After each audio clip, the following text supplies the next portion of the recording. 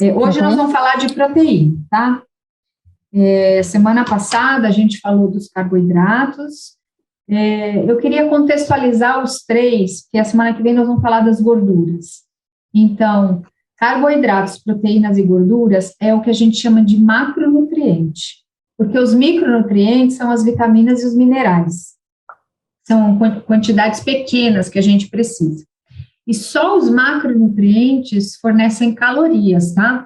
Eu já ouvi gente falar assim, eu fiquei no soro, tomei complexo B, eu engordei. As vitaminas e minerais, elas não têm valor calórico nenhum. Um outro nutriente que, além de carboidrato, proteína e gordura, que tem caloria, é o álcool. Então, a bebida alcoólica, ela tem um valor calórico, e aí eu vou dar uma ordem de grandeza para vocês. Eu já até mencionei a aula passada, 100 gramas de carboidrato tem 400 calorias, 100 gramas de proteína tem 400 calorias também, 100 gramas de gordura tem 900 calorias, e 100 gramas de álcool tem 700 calorias. Nossa! Só para a gente ter uma ordem de grandeza, vamos ver se eu consigo fazer conta sem... de cabeça aqui. Eu acho que uma latinha de cerveja tem 350 ml, não é? Deixa eu só ver se eu consigo fazer a conta aqui. 350, eu acho que o teor da cerveja, alguém sabe, é 8%? 6%? Vamos fazer do vinho, acho que do vinho eu tenho um pouco mais de... do vinho é mais ou menos 12%. Então, em 100 ml de vinho, eu tenho 12 gramas de álcool. Então, 12 vezes 7, em 100, 12, é isso? 100 ml, 12%, 12 gramas. 12 vezes 7, eu tenho 84 calorias em 100 ml de vinho. 100 ml de vinho é isso aqui. É um tiquinho. Tem gente que toma 500 ml. Se tomar 500 vezes 5... 420 calorias em uma garrafa de vinho, acho que tem, sei lá, 700 ml, eu não sou bebedora de vinho, mas só para vocês terem noção, é muita coisa, é mais do que uma batata tem, assim, que a batata é predominantemente amido, que é predominantemente carboidrato. Então, é importante a gente saber que o que dá caloria para o nosso corpo são os carboidratos, as proteínas e as gorduras que tem nutriente, né? Tem glicose, tem os aminoácidos, tem os ácidos graxos, mas o álcool não. O álcool a gente chama de caloria vazia, ele não traz nenhum nutriente para o nosso corpo, tá? E aí, se a gente fosse pegar um gráfico daquelas pizzas e distribuir percentualmente, eu falei na aula passada que o valor total de calorias que a gente deve receber dos carboidratos é de 60% a 70%. Então, a gente conversou que ninguém precisa ter medo de carboidrato e que carboidrato é o principal combustível do nosso corpo, e tem uma função muito nobre. As gorduras, a gente vai ingerir de calorias em torno aí de 25%, mais ou menos. E as proteínas, elas vão contribuir com 10% a 15% do valor calórico.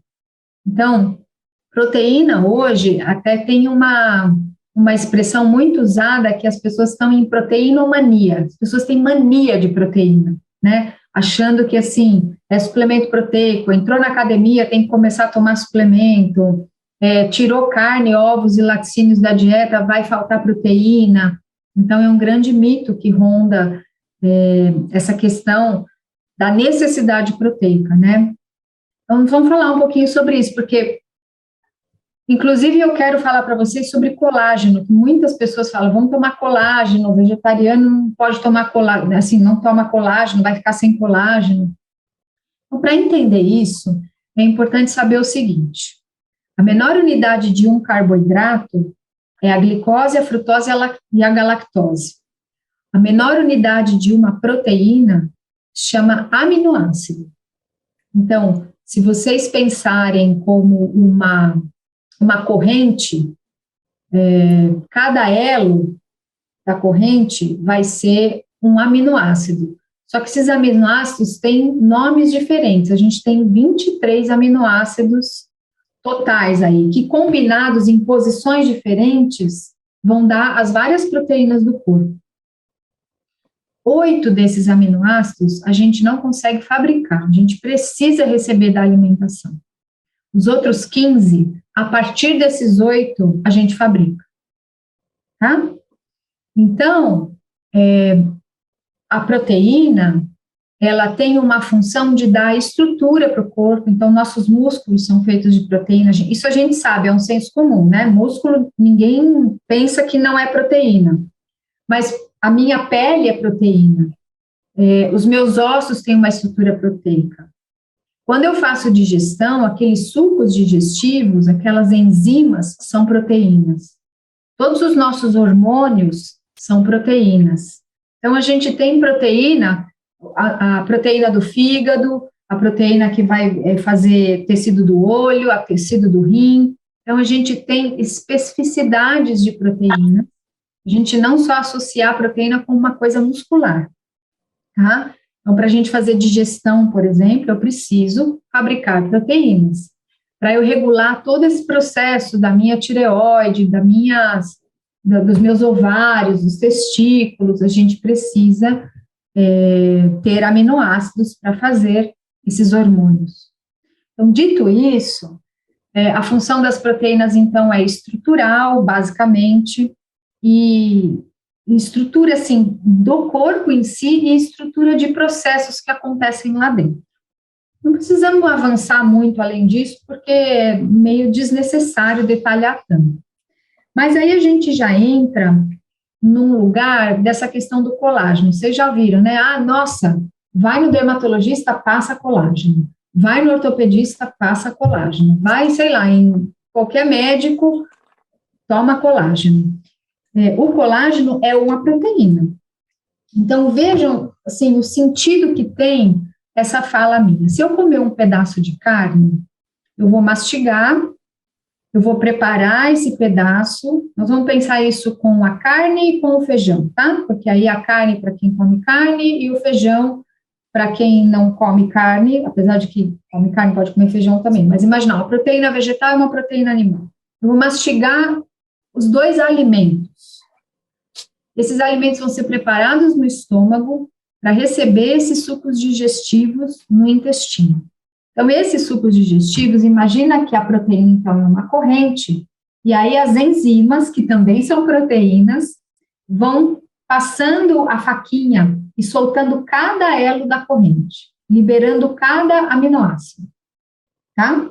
Isso aconteceu no meu intestino. Logo depois que passa o estômago, tem uma válvula, e ali eu tenho o duodeno. O duodeno é um lugar super nobre do intestino, é onde acontece muito de jogar o suco digestivo do fígado, né, que é a vesícula biliar, do pâncreas, onde acontece essa química toda, e depois vai seguindo para frente. Então, esses aminoácidos chegaram ali, né, a proteína chegou, esses sucos cortaram, ficou tudo aminoácido. A gente não absorve proteína, a gente absorve aminoácido.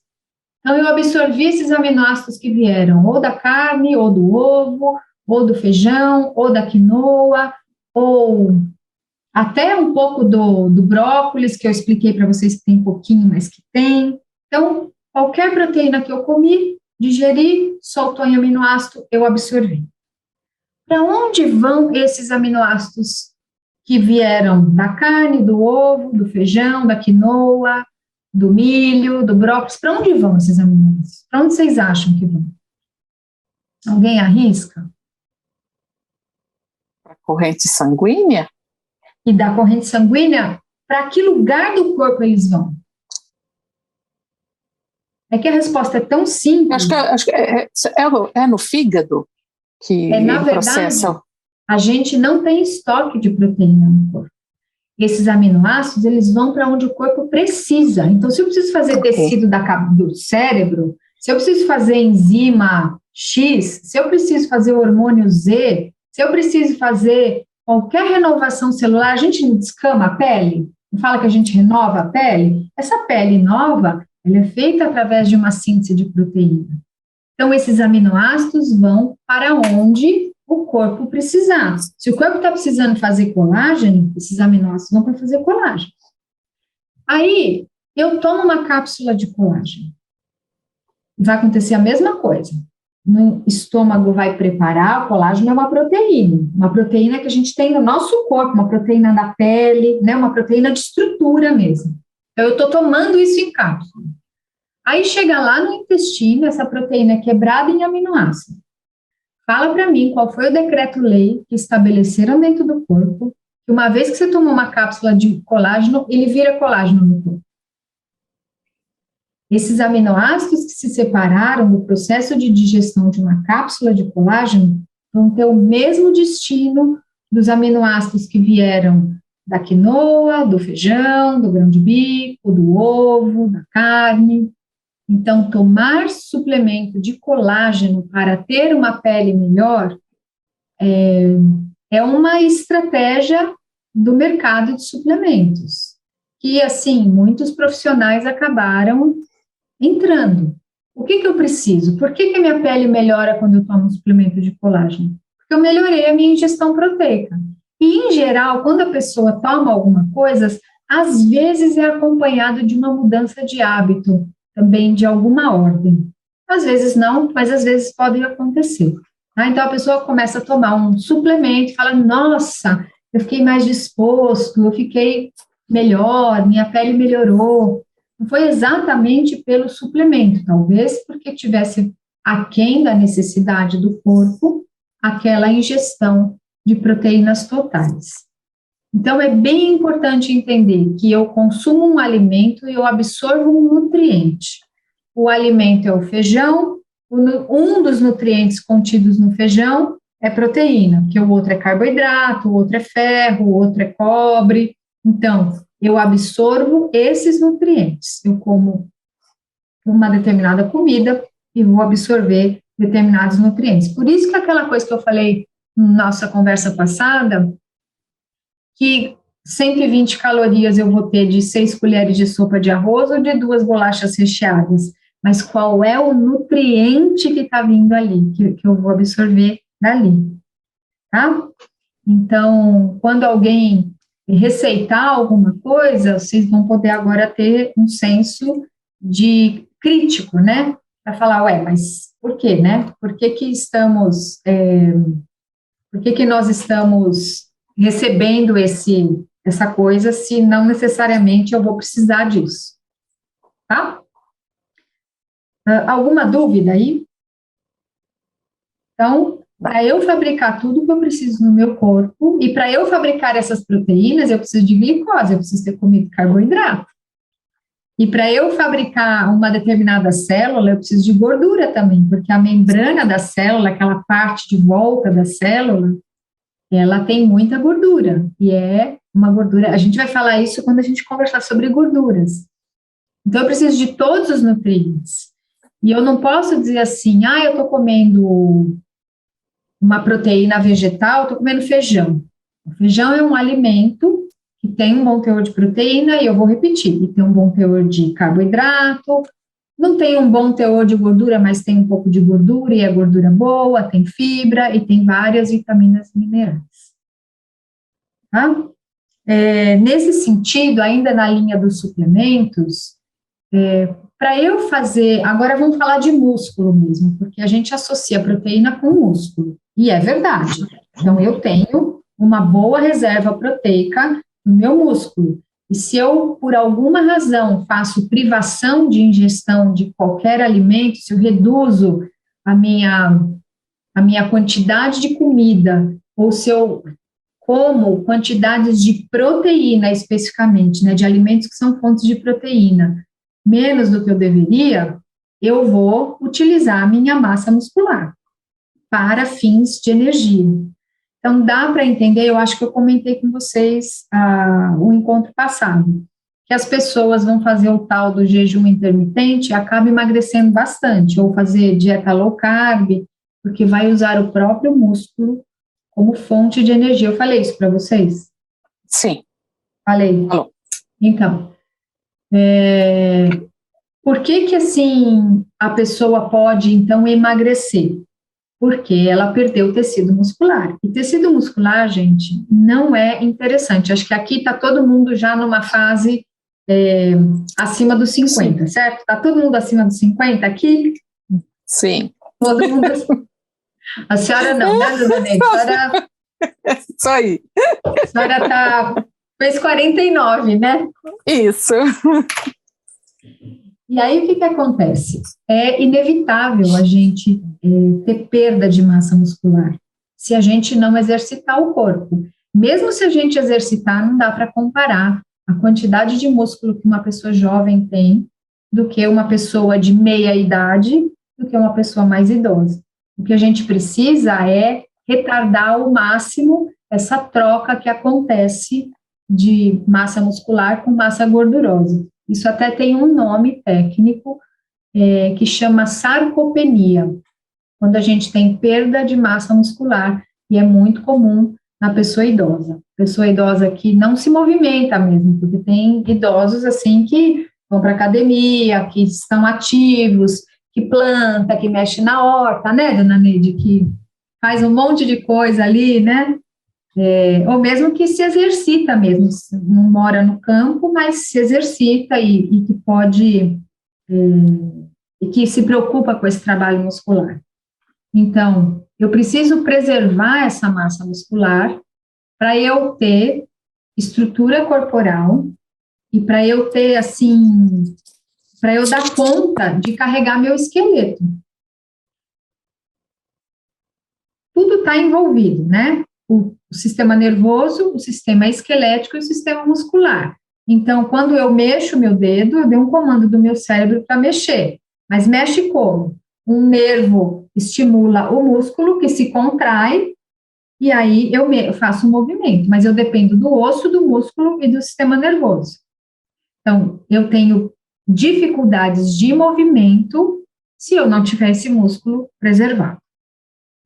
Então, agora eu estou falando de proteína em relação a músculo em si. Deixa eu ver na minha cola aqui, por que eu comecei a falar dessa forma? Porque, de alguma maneira, essa questão dos suplementos, eles estão muito na moda. Suplemento de proteína. Não só colágeno, por exemplo, é um suplemento de proteína. Tem gente que toma glutamina, tem gente que toma BCAA. BCAA é uma sigla de um tipo de aminoácido específico, ácidos graxos, aminoácidos de cadeia ramificada. Toma whey protein, que é a proteína do soro de leite. Só que a gente não tem necessariamente necessidade de tomar um suplemento de proteína. Como é que eu sei se eu preciso de um suplemento de proteína? Basta eu entrar na academia e falar, agora eu vou ter que tomar um suplemento de proteína. Eu preciso avaliar no meu sangue, o sangue conta para a gente se eu estou com uma ingestão de proteína adequada. Então, quem tem habilidade para fazer a leitura, consegue olhar o exame de sangue e consegue avaliar através de marcadores muito específicos do rim, se a gente está ingerindo uma boa quantidade. Se eu estiver ingerindo uma boa quantidade, eu não tenho necessidade de usar suplemento de proteína. Então, não é porque eu vou à academia, não é porque eu parei de comer carne, derivados animais, proteínas animais, que eu preciso usar um suplemento de proteína. Vou botar mais uma pessoa na sala, acho que ali já...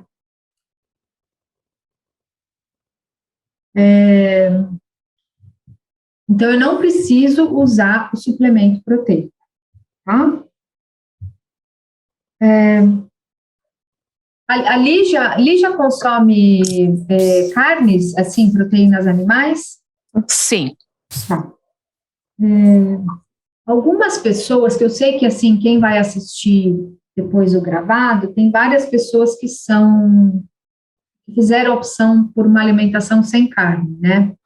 Então, eu queria só falar algumas coisas para, assim, eu sei que aqui algumas pessoas comem carne e tá tudo certo. A mensagem é para o grupo todo.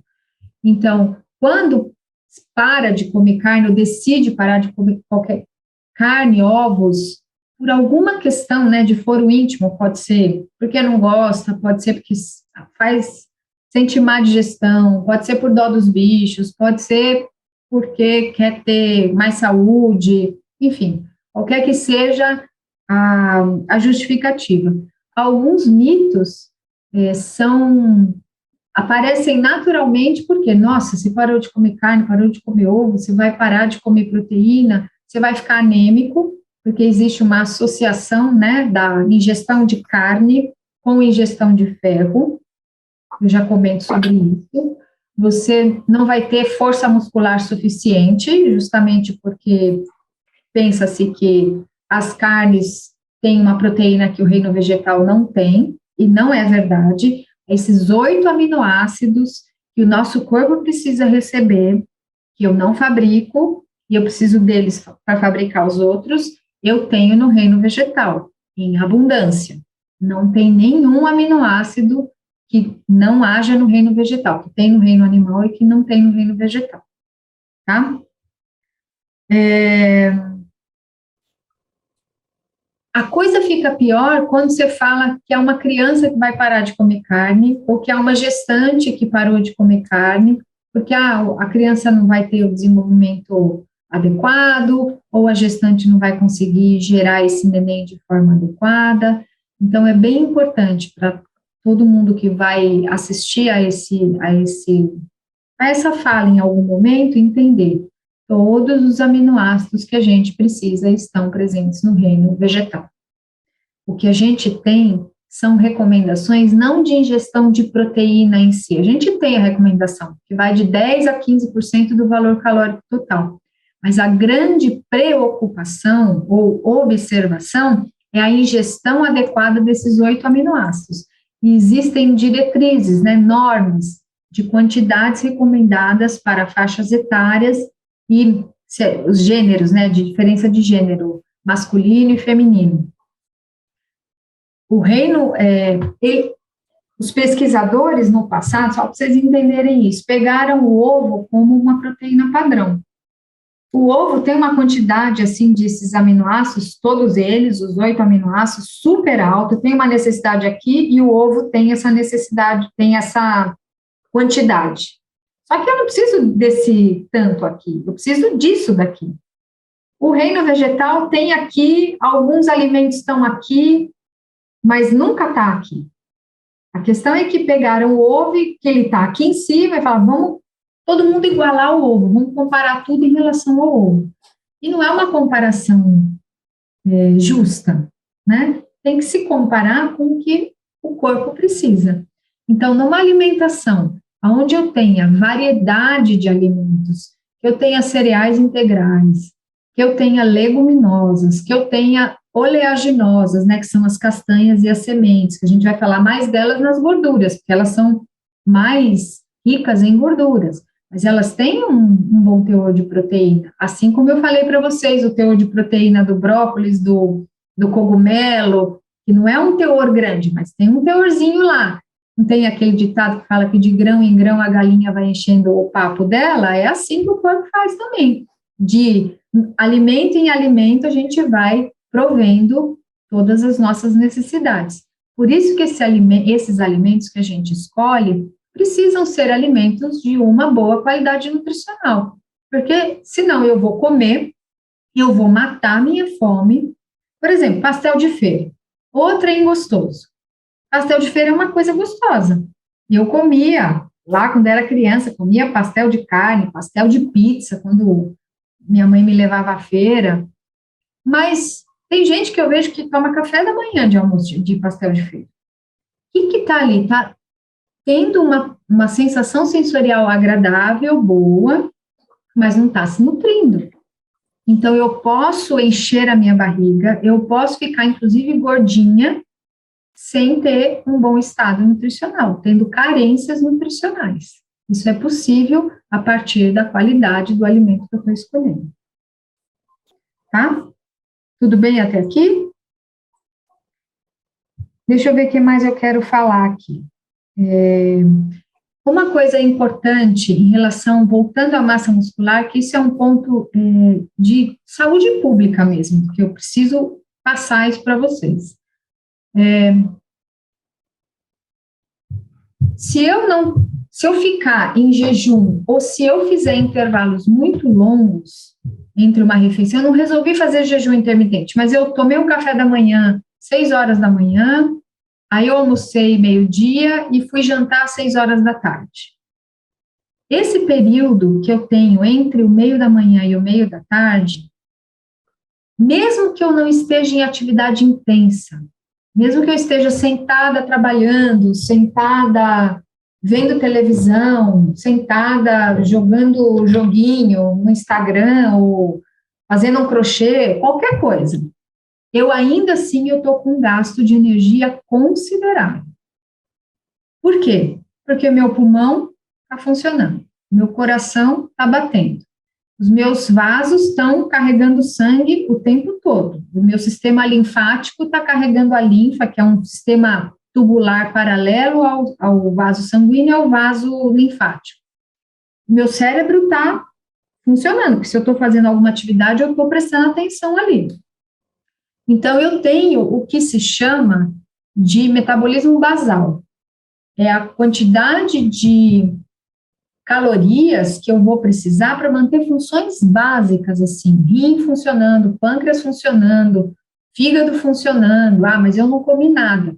Mas eles estão funcionando ali, as adrenais estão funcionando, a tireoide está funcionando, sangue, coração, tudo isso tá, o baço está funcionando, a medula óssea está funcionando. Então, eu consumo energia, eu uso glicose para cada uma dessas células que estão trabalhando dentro desse sistema, dentro desses órgãos, estão fazendo as suas funções. Se eu faço intervalos longos, eu estou privando o meu corpo de receber o combustível básico, que é a glicose. Se eu me privar disso, se eu não fizer esses lanchinhos, ou não organizar direito a minha alimentação ao longo do dia, eu certamente vou tirar esse combustível do meu tecido muscular. Novamente, estou explicando outra coisa de novo, de outra forma. Não vale a pena, a gente tem que olhar que intervalos são esses, observando a nossa fome, observando a nossa saciedade, o quanto eu estou satisfeito, se eu comi pouquinho, por exemplo, eu cheguei da ginástica agora e não ia dar tempo de eu jantar. Então, o que eu fiz? Porque senão eu não ia dar conta de falar com vocês. Eu comi um pouco de fruta, já calculado mesmo, eu sei o quanto ia ser bom para mim, para a hora que eu terminar aqui, eu consegui fazer uma refeição noturna, eu já não vou jantar do tanto que eu jantaria se fosse umas 7 horas da noite, que é um horário bom da gente jantar. Eu vou fazer uma refeição menor, mas eu vou fazer uma refeição. Então, se eu comi uma frutinha só, que nem eu comi 1/4 de mamão agora, pouco, e um pedacinho de kiwi. Daqui 1h30, mais ou menos, quando a gente acabar isso daqui, eu já consumi, porque eu estou me movimentando, estou me movimentando pouco, mas eu estou movimentando as minhas mãos, a minha fala, o meu cérebro está trabalhando. Então, a glicose que eu tinha estocada no meu fígado, que o fígado guarda a glicose, e mais essa glicose que eu comi, porque eu escolhi o alimento que eu ia comer. Por que eu não comi castanha antes de entrar aqui para falar com vocês? Porque a castanha tem mais gordura, não tem tanto carboidrato. Eu não ia ter tanta glicose disponível. Entende? Então, se eu faço uma pequena refeição, um pequeno lanche, com volume pequeno, e um alimento simples de digerir, como é uma fruta, 1h30, 2 horas depois, eu posso estar com uma necessidade já real de consumir, fazer uma outra refeição. Agora, veja, pensem naquela veioca que a gente fez, que foi aquela plus que eu fiz, tá? Porque eu fiz a basiquinha, que foi leite, chia e aveia. Mas pensa na plus que eu coloquei lá. Eu coloquei semente de gergelim, coloquei nibs de cacau, coloquei flocos de amaranto. O que mais que eu coloquei lá? E aí coloquei temperinho, né? Cacau, canela. Aí eu faço aquela panquecona, passo tahine, coloco óleo de linhaça, que é o meu café da manhã. e ainda põe umas frutas por cima. Imagina o tanto que eu vou para digerir daquilo. Porque tem bastante gordura, tem muita fibra. A fibra, ela retarda o esvaziamento do estômago. Essa é uma estratégia que a gente utiliza quando a gente quer reduzir o peso da pessoa. Fala, come bastante salada, bastante legume. Por quê? Isso tem muita fibra, isso ocupa lugar no estômago e eu vou consumir menos de outras coisas que têm um valor calórico um pouco maior. Então, uma veioca daquela, desse exemplo que eu dei, ela vai ficar no meu estômago aí facilmente, assim, umas 3 horas. Quanto mais gordura eu colocar ali, mais tempo ela permanece no estômago. O estômago vai liberando de porçõezinhas, porque lá no duodeno, o fígado, né, através da vesícula biliar, vai ter que jogar a sua bile para fazer a digestão. A gordura é uma das que mais dá trabalho para fazer a digestão, ela é bem complexa a digestão das gorduras.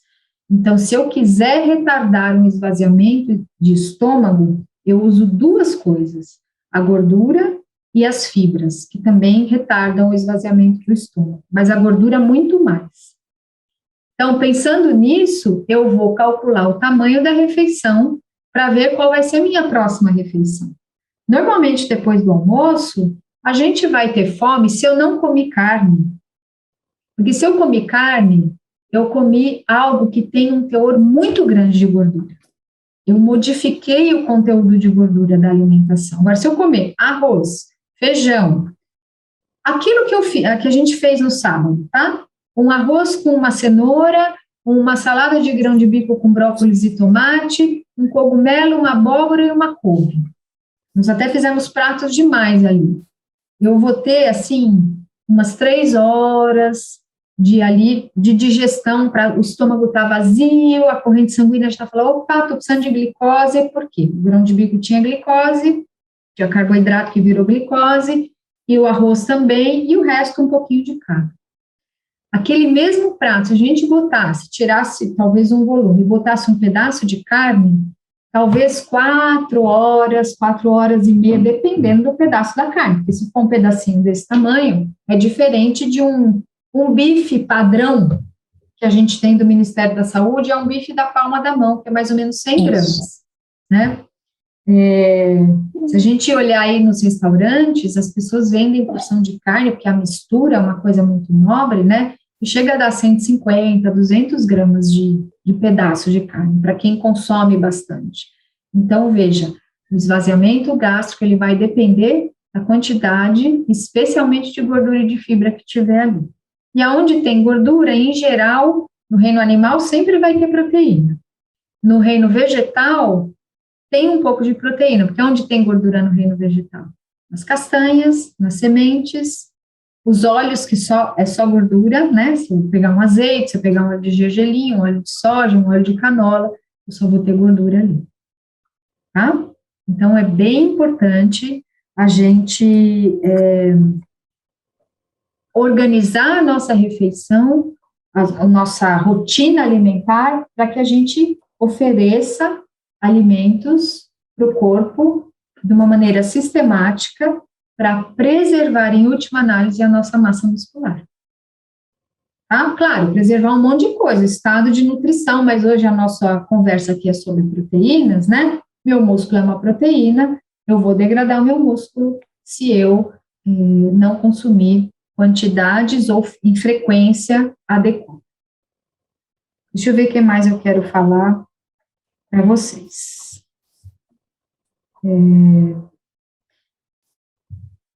Ainda pensando em proteína e voltando para a questão do exercício, né? O que eu tenho? Porque todo mundo associa, eu vou fazer exercício para fazer massa muscular. Beleza, tá certo. Tem gente que também vai fazer exercício com o objetivo de reduzir o peso corporal. Mas eu reduzo o peso corporal também fazendo troca, né? Eu diminuo a quantidade de gordura do corpo e aumento a quantidade de músculo no corpo. Tanto que, dependendo do tipo de exercício, essa troca nem vai aparecer tanto na balança. A pessoa fala, nossa, mas eu fiz tanto, e assim, na balança só tem 1 quilo a menos. Mas você vai olhar a composição corporal da pessoa, ela está quase o mesmo peso, mas ela tem bem menos gordura e bem mais tecido muscular. Então, eu estou falando isso, deixa eu ver para onde... da alimentação pré e pós-exercício. Então, quando eu for fazer atividade física, para eu fazer o tecido muscular na atividade física, é claro que eu preciso de proteína. Certamente eu vou precisar de aminoácido para fazer esse músculo. Mas se eu não tiver combustível, se eu não tiver glicose, eu não vou fazer esse tecido muscular. Então, pensando nisso, o que seria uma refeição boa antes de eu fazer qualquer atividade, não precisa ser uma academia. Por exemplo, eu vou jardinar, eu vou agachar, eu vou ficar catando os matinhos, eu vou fazer esse movimento com as pernas, ou eu vou limpar a casa, ou eu vou para a academia, eu vou nadar, vou fazer uma caminhada, qualquer coisa que eu me organize para eu poder movimentar músculo. O que eu tenho que consumir antes de fazer uma atividade que vá movimentar minha musculatura? O que vocês acham? Carboidrato, com certeza. É meio fibras. Óbvio, né? Então, eu não preciso comer proteína antes de fazer exercício. Eu preciso comer carboidratos antes de fazer exercício para ter a glicose, para eu poder fazer o movimento, para eu ter combustível para esse carro andar. E aí, especialmente o que eu faço academia, eu vejo, né, depois do exercício, as pessoas com aquele shake, né, chacoalhando o negócio, botou um pozinho, bota uma água lá e toma um suplemento de proteína depois. Veja só, vamos assumir que o objetivo é eu fazer uma atividade física estou fazendo uma academia, tá? Vou fazer um pilates, vou fazer academia, vou fazer uma corrida. Então, meu objetivo é aumentar minha massa muscular ou deixar minha massa muscular mais forte. Então, eu vou ter que fazer tecido muscular depois, porque durante eu estou usando, né? Como é que o tecido muscular se constrói? A gente machuca ele, e o machucar é levar num nível assim que estou fazendo um exercício lá, nossa, estou quase aguentando. Ali a gente está fazendo um machucadinho. E aí ele, para cicatrizar, ele cresce mais forte. É mais ou menos o princípio de você deixar a massa muscular com um bom tônus. Se alguém aqui já quebrou alguma parte, onde quebra e fratura, faz um calinho ósseo. Aonde a gente machuca, veja a própria pele. Se vocês tiverem alguma cicatriz de ralado, assim, a pele é mais fibrosa, que é justamente para não... Faz parte de todo o processo de cicatrização, mas em osso, especialmente, é para não quebrar de novo no mesmo lugar. O músculo, ele tem um pouco desse princípio. Eu machuco a fibra muscular, entre aspas, com o exercício, para aquela fibra se fortalecer. Então, eu preciso de aminoácido para fazer isso. Então, depois do exercício, eu tenho que ter aminoácido no meu corpo. Mas, se eu não tiver glicose, não vai ter jeito de fazer tecido muscular. Então, antes do treino, do exercício, eu tenho que comer, por exemplo, uma banana com aveia, uma coisa bem conhecida, bem simples, bem facinho. Banana com aveia antes do exercício é uma coisa bacana. E depois do exercício?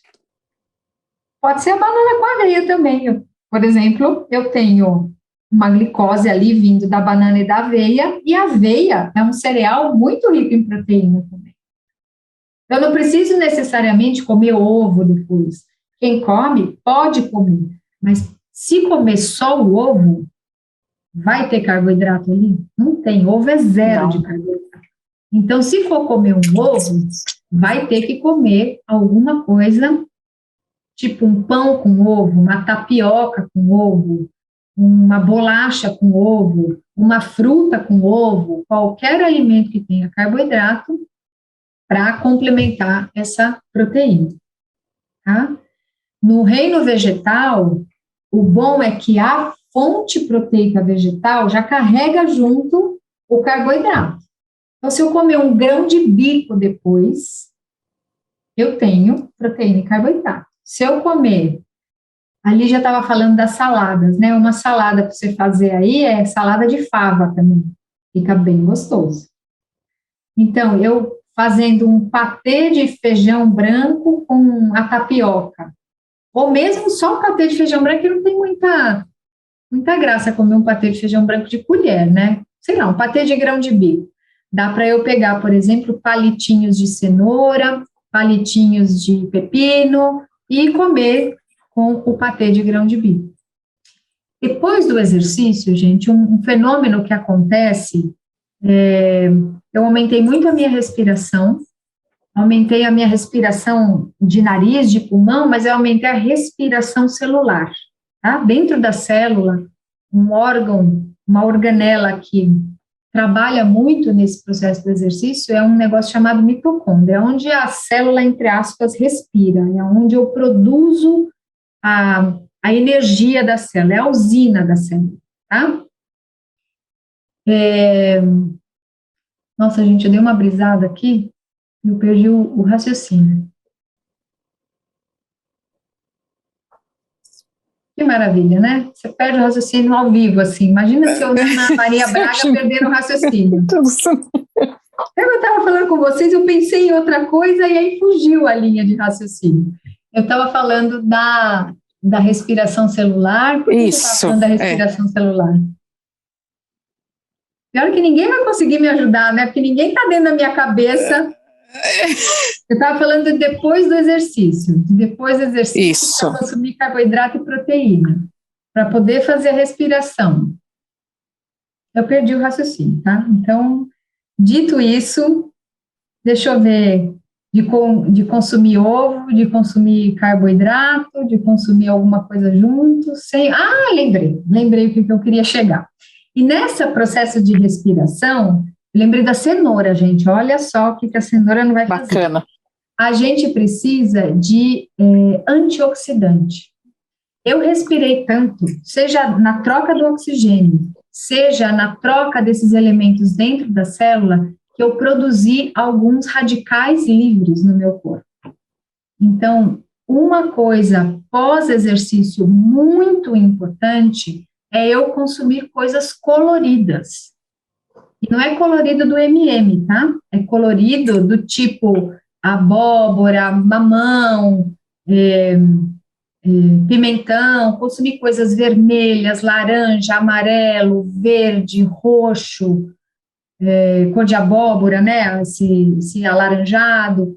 Por quê? Porque tudo isso é carregado de antioxidante, né, são esses fitoquímicos que as plantas têm e que são protetores do nosso corpo e que vão anular ou pelo menos neutralizar esses radicais livres que a gente produz depois de exercícios mais intensos, tá? Normalmente a gente produz radical livre a todo momento, agora nós estamos aqui, estamos produzindo radicais livres, naturalmente, e o corpo tem esse sistema de passar e recolher ou neutralizar, né? As moléculas que se combinam, por exemplo, vitamina C faz isso, vitamina E faz isso, zinco faz isso, e substâncias que a gente produz dentro do corpo, que não são nutrientes, também tem esse papel. O caroteno dos alaranjados, dos verdes escuros, também é um antioxidante, tá? Então, minha refeição pós-treino precisa ter combustível, então precisa ter carboidrato, precisa ter uma fonte proteica, e não precisa ser uma fonte proteica abundante, assim, eu não preciso tomar suplemento de proteína depois, mas é bem importante que tenha antioxidante.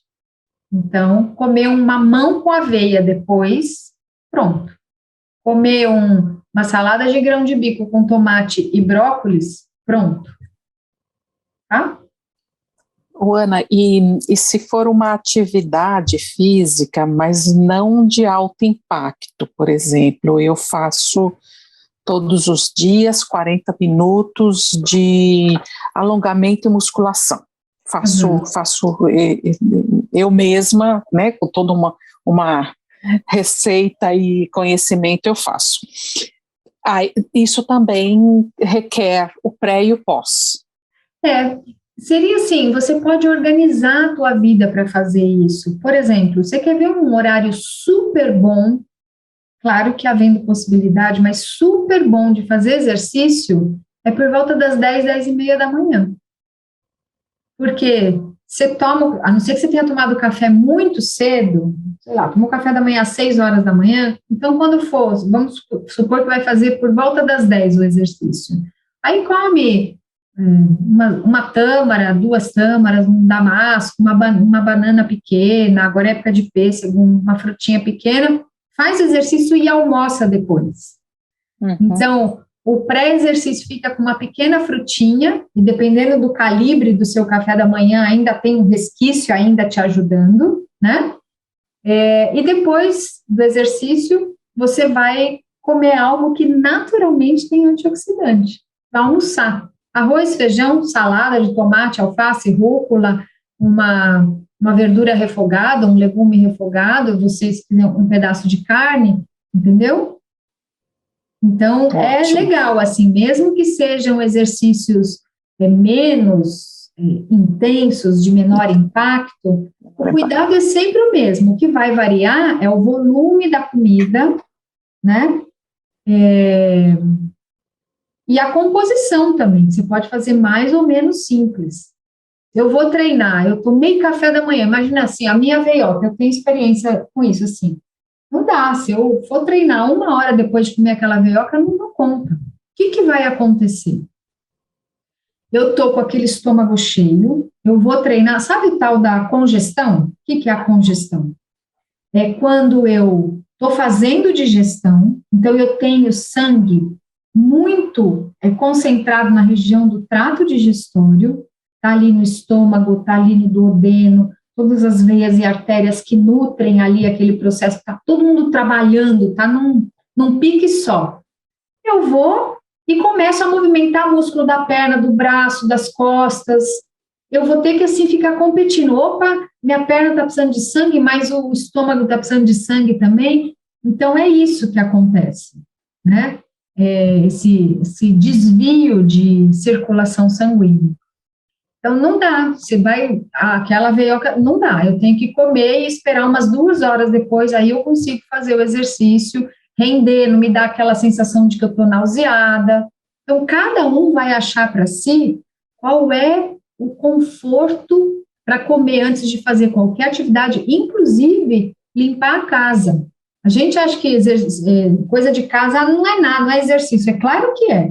Está movimentando uma série de músculos ali, e torce, abaixa, e varre, e faz movimento com o braço, pode não ser uma coisa estruturada para fazer bilateral, né, eu não vou varrer do outro lado, fazer movimento com o braço para lá e para cá, mas eu preciso me estruturar, é que a gente, para fazer serviço de casa, fala, nossa, deixa eu ir na correria, fazer tudo, nem penso, mas a gente poderia pensar também que é algo para a gente se planejar, como que nós vamos fazer esse cuidado com a alimentação antes de qualquer atividade.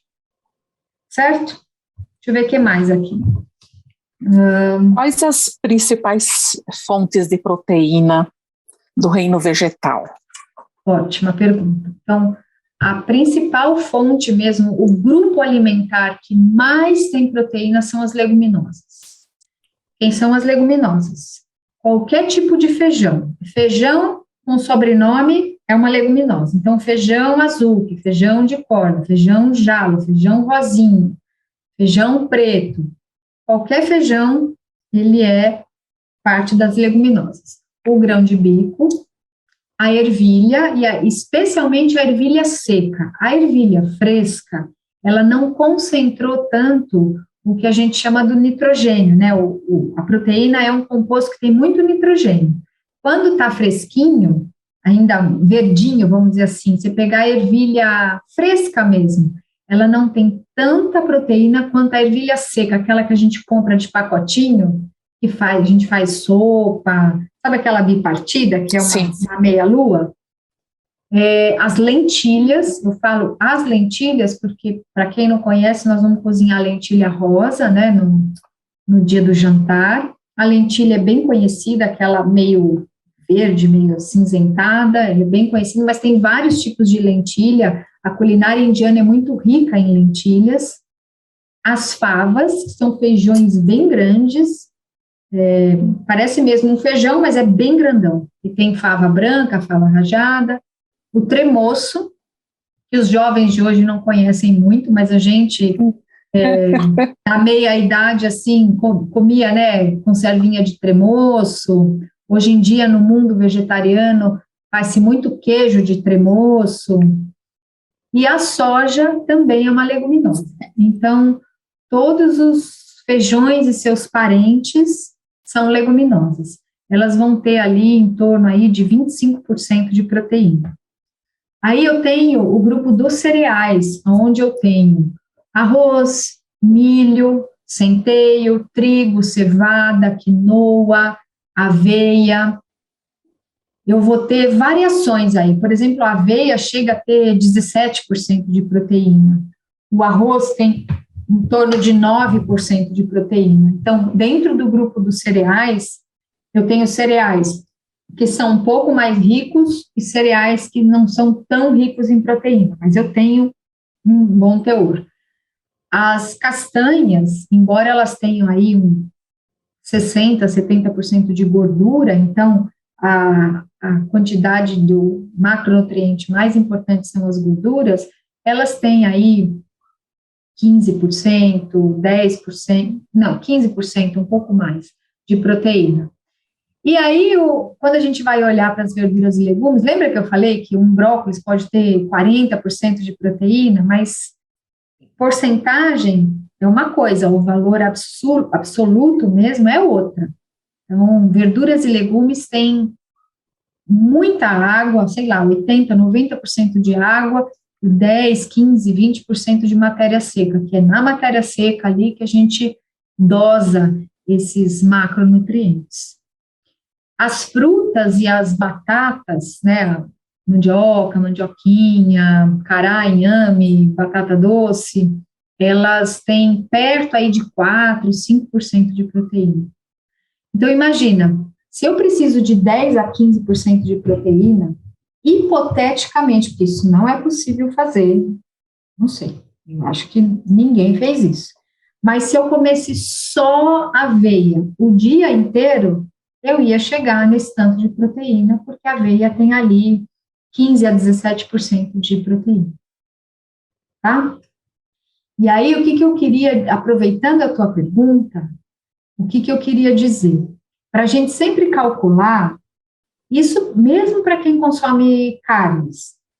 Primeiro, consumir o máximo recomendado pelo Ministério da Saúde são 100 gramas de carne por dia. 100 gramas de carne por dia, não é por refeição, tá? E 100 gramas de carne é o equivalente à palma da mão, da minha mão, não é da mão de gente de 1,80 m, é de gente de perto de 1,60 m, da espessura do dedinho. Então, é um pedaço pequeno. E no grupo das carnes estão os ovos. Então, se eu como 100 gramas de carne, eu não como nenhum ovo. É 100 gramas de carne ou 2 ovos cozidos. Se eu posso comer 50 gramas de carne e um ovo cozido. Essa seria para quem consome proteínas animais, tá? Eu certamente não vou chegar na minha necessidade proteica consumindo 100 gramas de carne ou 2 ovos. Eu vou precisar complementar, e a minha complementação é com o grupo dos feijões.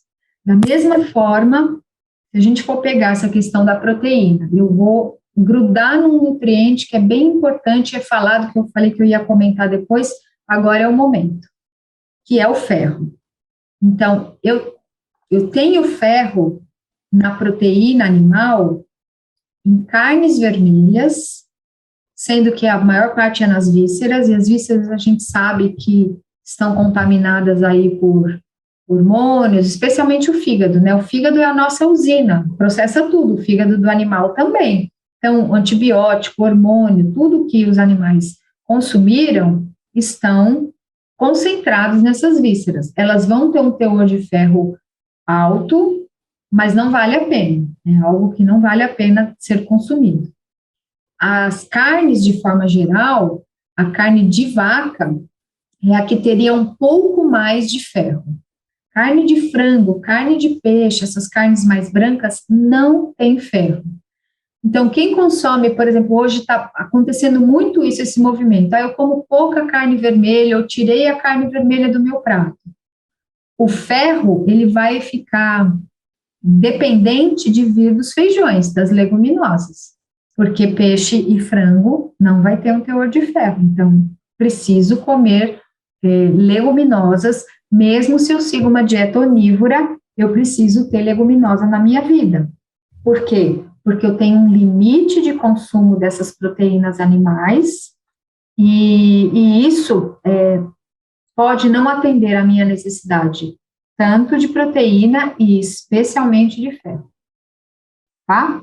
Então, qual que é a recomendação? Deixar as leguminosas como centro das refeições, especialmente almoço e jantar.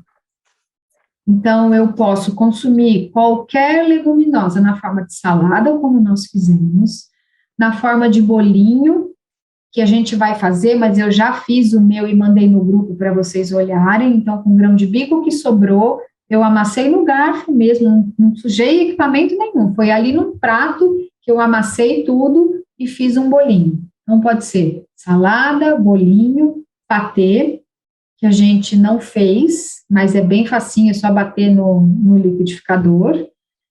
Sopa, que a gente vai fazer uma sopa de leguminosa no jantar também, nós vamos fazer sopa de lentilha rosa, eu escolhi a lentilha rosa porque pouca gente conhece, né? E aí a gente vai fazer aquela sopinha, mas dá para fazer com qualquer leguminosa e a receita é a mesma.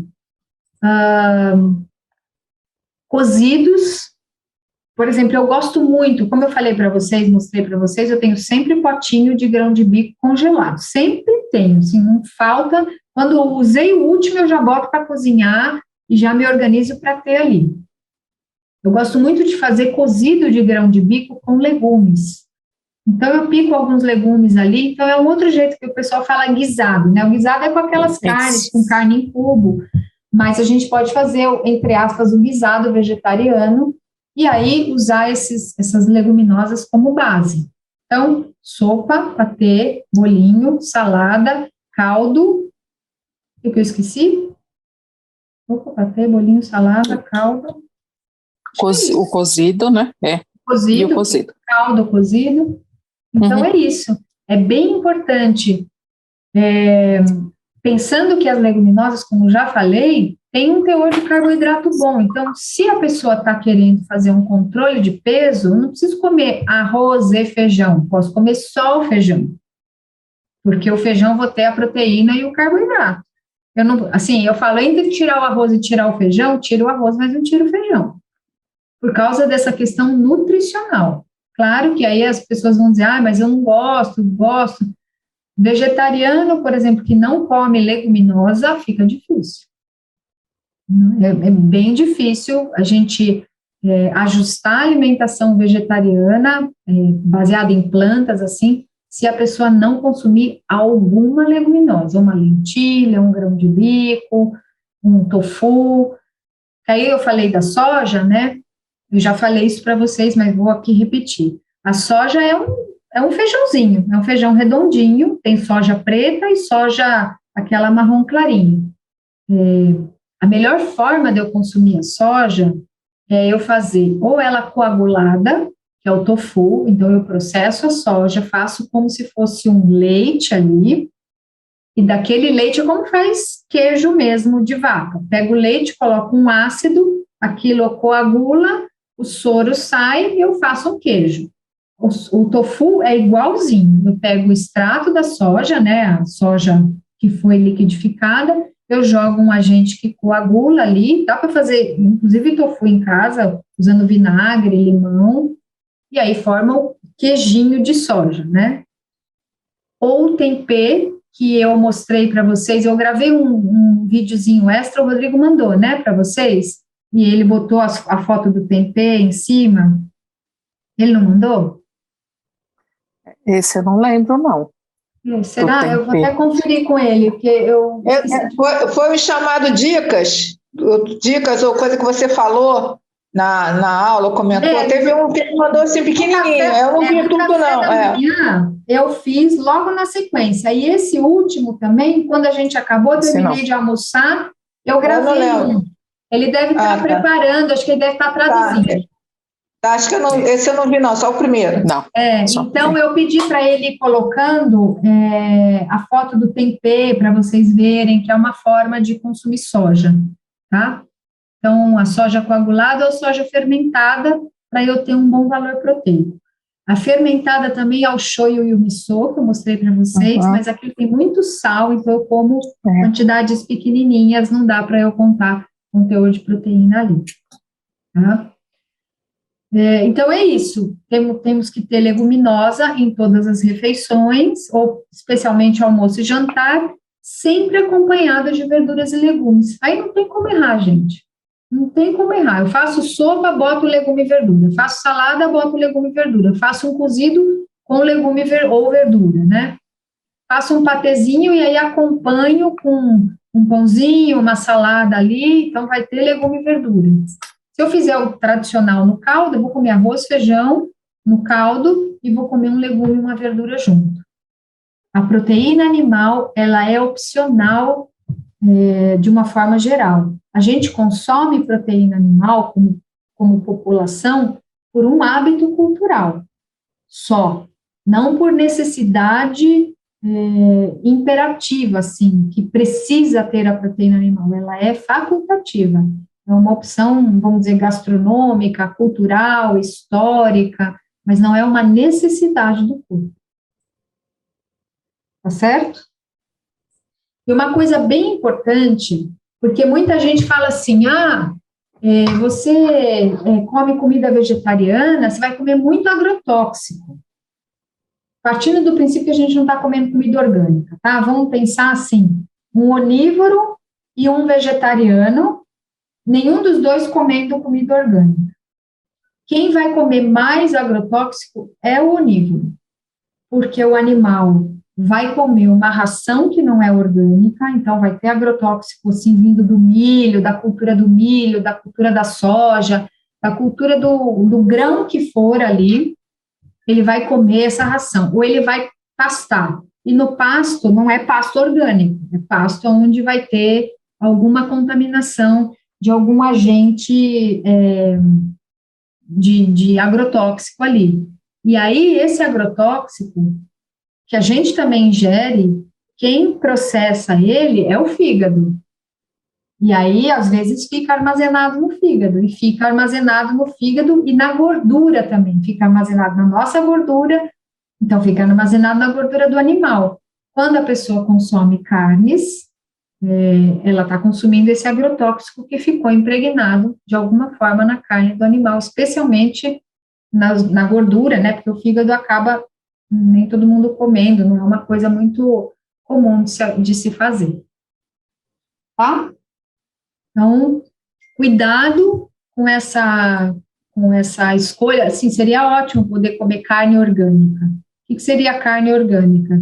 De um animal que está pastando num pasto orgânico, e assim, é bem difícil a gente ter isso, a carne é muito cara, nem sei, na verdade, como é que é o detalhe disso daí, nunca fui pesquisar a fundo, mas existe carne orgânica. A da Corim, por exemplo, é carne de frango orgânico, então os animais são criados soltos, eles não usam antibiótico, nem nada ali, e a fazenda é uma fazenda de cultivo orgânico, então o solo não tem agentes químicos.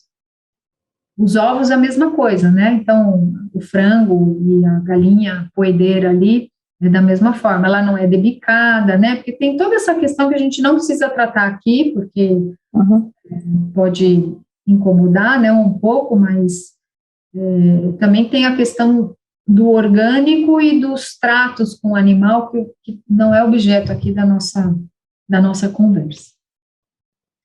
Certo? Deixa eu ver na minha cola aqui se eu falei tudo. Eu tinha anotado sim. Alguém tem alguma pergunta? Alguma dúvida?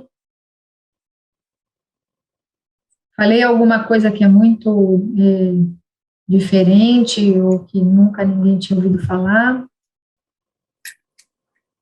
Não.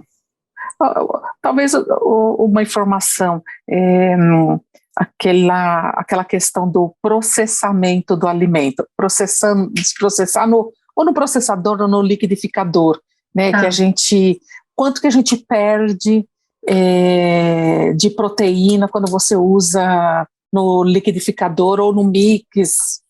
A gente não perde proteína se a gente só bater. Tá bom. A proteína, ela sofre um processo chamado denaturação. Ela se quebra quando a gente esquenta. Então, a gente tem perdas proteicas quando a gente cozinha o alimento. Tanto que se a gente for olhar na tabela nutricional, o feijão cru, ele tem muito mais proteína. Primeiro que ele, assim, uma xícara de feijão cru, depois que você hidrata, ela fica quase 2 a 3. E depois que você cozinha, ela aumenta um pouco mais. Então, o peso em si, de 100 gramas de um e 100 gramas do outro, já vai variar. Mas o feijão cozido, ele tende a ter menos proteína justamente porque teve uma perda durante o processo de cozimento. Então, se você bater no liquidificador, no multiprocessador, você não vai ter perda. A perda que já está computada nas tabelas, nos cálculos que a gente faz, já está computada essa perda. Vai ser no cozimento. Qualquer alimento que a gente transformar, peguei uma laranja, parti, eu já começo a degradar a vitamina C. Eu peguei uma couve, eu piquei com a mão ou com a faca, eu já começo a ter transformação nutricional. Para a gente não passar por isso, você tem que ir lá, pegar a cenoura, tirar do pé, dar uma lavadinha e comer. Não é, para a grande maioria das pessoas, não é algo viável. Possível. Né?